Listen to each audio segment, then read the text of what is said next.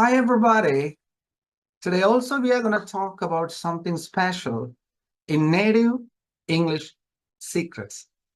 Okay, just have a look at these sentences.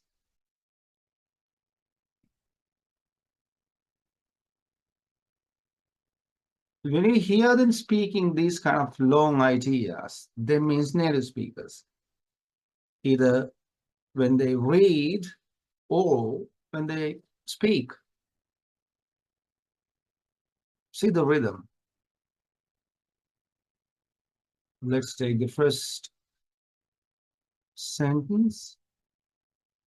Okay, this one. He was killed in an unbelievable car accident. See the rhythm? He was killed in an unbelievable car accident. This one.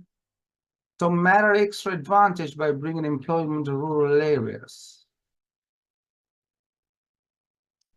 It's anticipated that inflation will establish at 3%. I'm feeling a kind of a rhythm. So when they speak, also the same. They don't take every single word one by one. They have a rhythm. They have a kind of tune in this language. This is a rhythmic language. Their sounds are moving like this. Some words are coming up, some words are going down. It's not like this. They don't say, he was killed in an unbelievable car accident.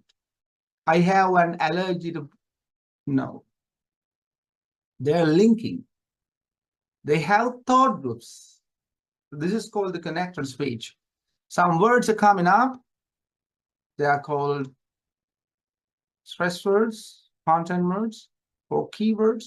Some words are going down. They're called function words or grammar words, or else unstressed syllables. I'm repeating them because I know these sort of things are new to most of the non-native speakers. So in every and each lesson, that I'm trying to teach those things, those aspects, those materials, those lessons, step by step, again and again, so that you can get familiar to these differences. Okay.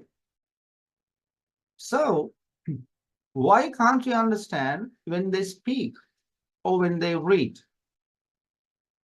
When you're trying to understand this, you have to follow word stress, sentence stress, intonation, rising intonation, falling intonation, connected speech, on the whole, in that assimilation, dissimilation, intrusive sounds, glottal sounds, disappearing sounds. Not to worry, lots of things are there, but you can study them. I'm just talking about understanding native speakers. And if you allow to speak this language as they do, it's not a miracle. It's not a myth. You can do it as well. Let's do it systematically. All right. Then today, let's start this lesson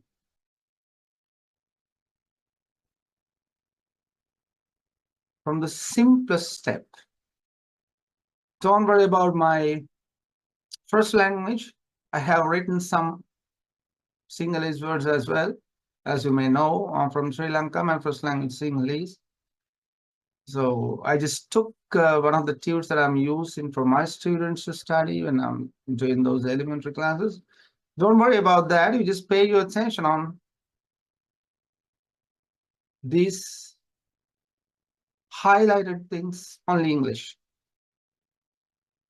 In here, I have taken subject and the helping verb. Here I have kept separately the verb. Okay?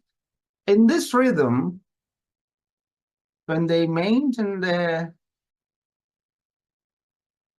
intonation, main is, the verb is one of the most important words that always becomes prominent in hearing. When they speak, they take verb always as a stress word. Stress word means they always give the stress on that. That means we can hear the verb when they maintain their flow. Whereas subject pronouns and helping verbs are always unstressed syllables. They are the words which are being shortened and connected. Verb is not the dangerous part because you can hear it. These two are dangerous because you can't hear them. We expect them to speak every word in the same manner, with the same tone, but they're not doing that. So what we are supposed to do is to try to understand what they do. And if you like to speak as they do, you just have to imitate them. That's all. Okay, so the secret in this is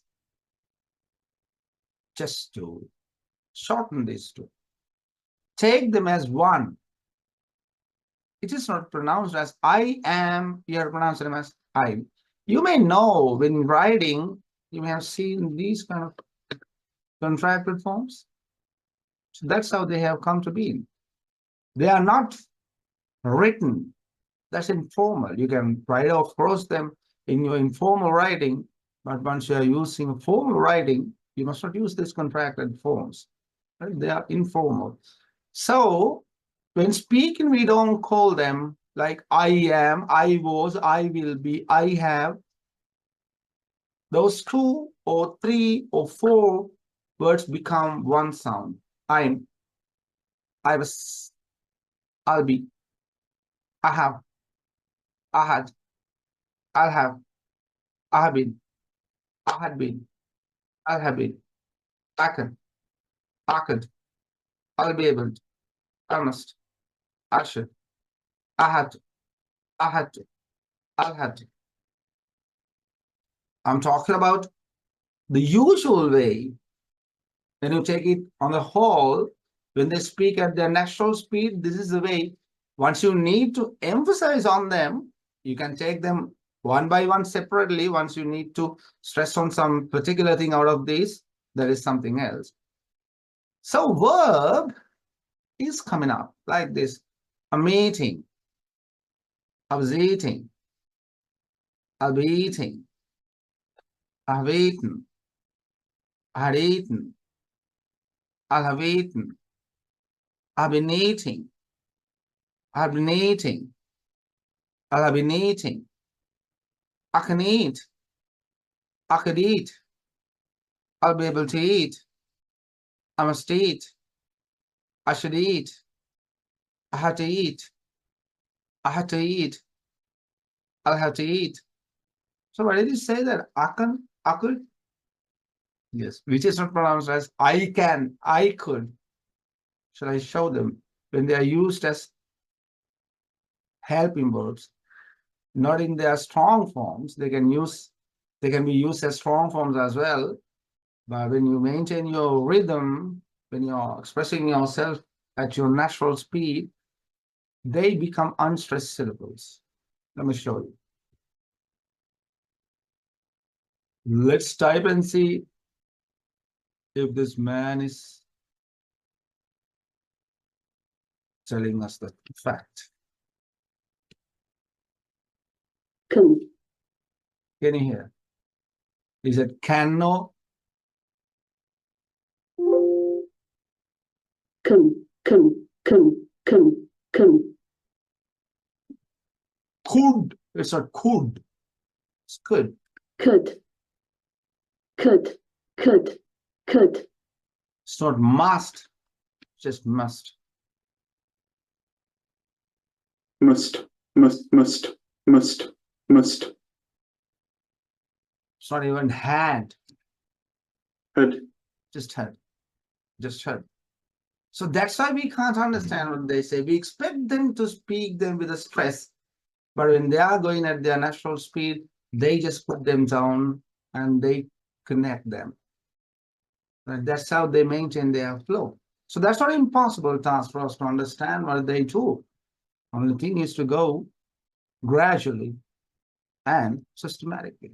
I'll teach them I'll teach you all of them step by step. Then that's enough for the day. I'll see you in another valuable lesson. Bye bye.